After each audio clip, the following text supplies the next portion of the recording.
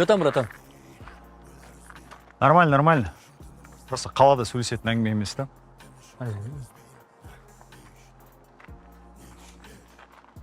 Қара Қайран.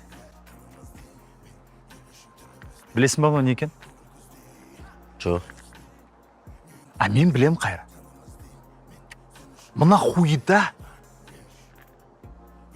менің қайда жүріп, қайда барып, қайда тоқтайтынды көрсететін хуйда. Какая-то сука за мной, блядь, следит. Соответственно, какая-то крыса меня сдала, блядь. И как ты думаешь, Кайра, кто это? А?